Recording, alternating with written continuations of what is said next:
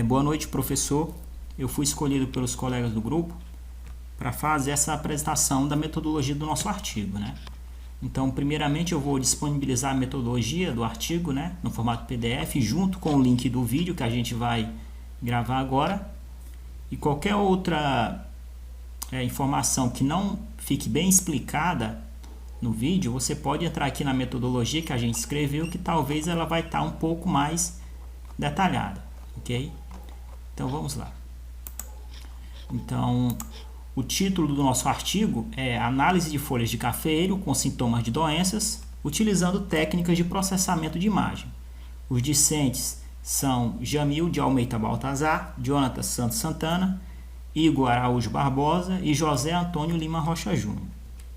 Material e métodos, né? Então, primeiramente, local de realização do estudo. Então, o estudo ele será conduzido no Laboratório de Mecanização Agrícola da Universidade Federal de Viçosa, né, em julho de 2022. Local de coleta das folhas. As folhas de cafeiros utilizadas para a realização do estudo, elas serão coletadas na área experimental do Vale da Agronomia, dentro da Universidade Federal de Viçosa.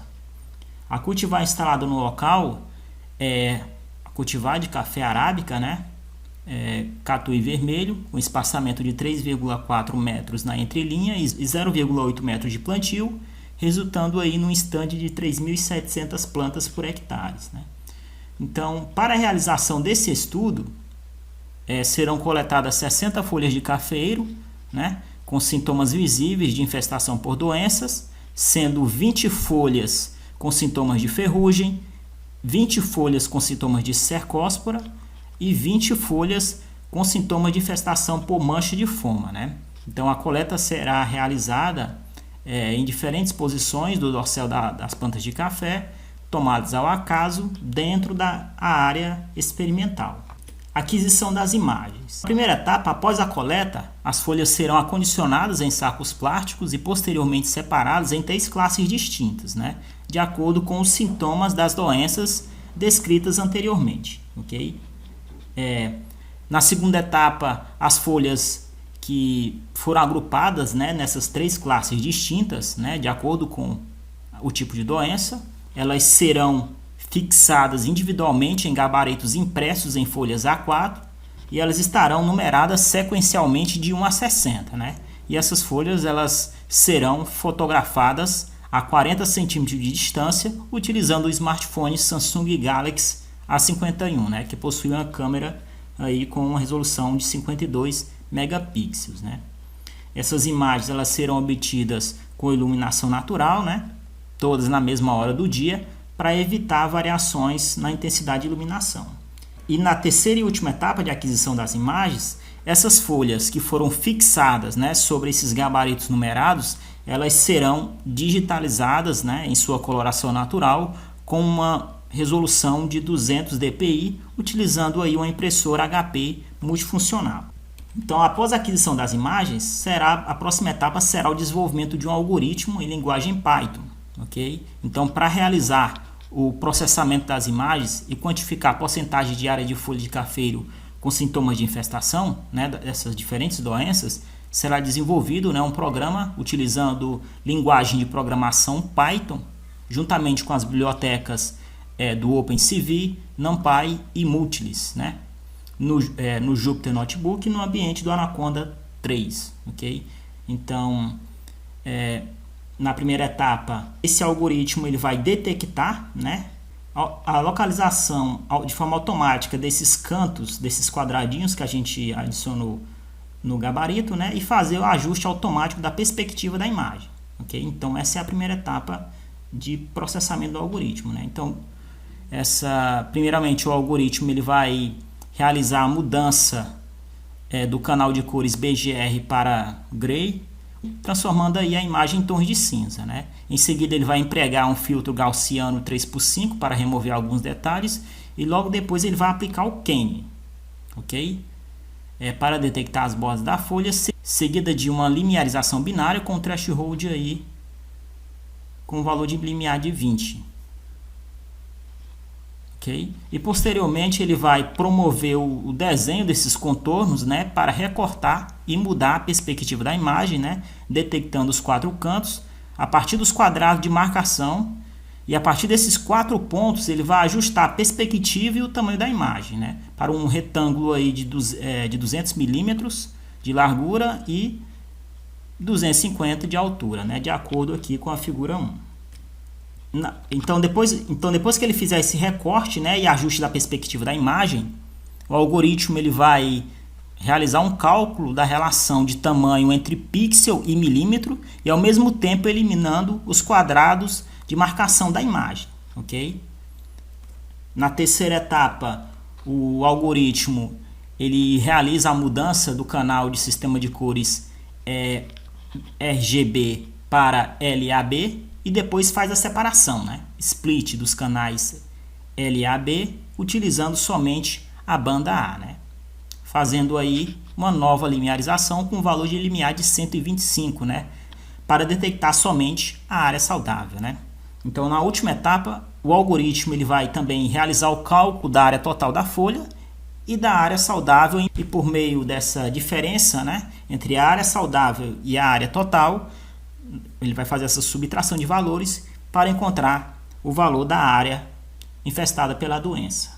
Então, na etapa seguinte, a estimativa das áreas com os softwares ImageJ e AutoCAD 2022, né? Então, as imagens de folha de cafeiro que foram fixadas em gabarito, né, e digitalizadas pela impressora em sua coloração natural, elas serão submetidas aos softwares ImageJ e AutoCAD 2022, né, para o cálculo das áreas com e sem a presença de sintomas de infestação das doenças, né? Então, para o cálculo das áreas no software ImageJ, a imagem ela será importada, né, para o software e será feita a detecção das áreas de interesse e no final será realizada a conversão dos resultados em pixels para a unidade de interesse, né, que é o milímetro quadrado. Já no AutoCAD, a folha também será importada, né, para o software, né, utilizando a ferramenta Insert, Raster Imagem Referência, né. Depois será feito um ajuste de escala da imagem de interesse e depois uma vetorização da imagem, né, utilizando as ferramentas de desenho do AutoCAD e depois a gente vai fazer o cálculo da área, ok? Análise de dados.